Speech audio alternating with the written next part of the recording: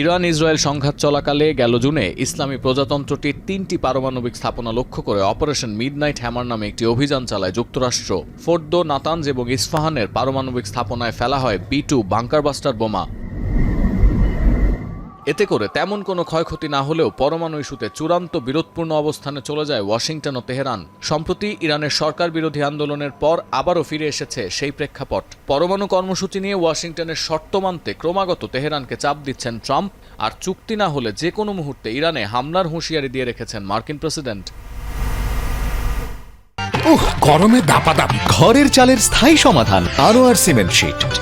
কি হতে পারে এই হামলার পরিণতি? অনুসন্ধানী প্রতিবেদনে সেটাই পর্যালোচনার চেষ্টা করেছে তুরস্কের গণমাধ্যম তুর্কিয়ে টুডে। সেখানে বলা হচ্ছে, গেল জুনের মতো এবারও ইসরায়েল ও যুক্তরাষ্ট্র একযোগে ইরানে হামলা চালালে বেঁধে যেতে পারে পারমাণবিক সংঘাত।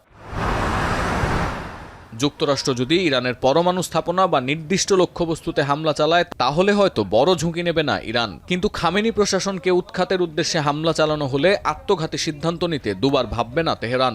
শুরু হতে পারে সর্বাত্মক যুদ্ধ, কারণ একবার কোণঠাসা হয়ে গেলে মরিয়া ইরান তার সর্বোচ্চ শক্তি নিয়েই আঘাত করবে।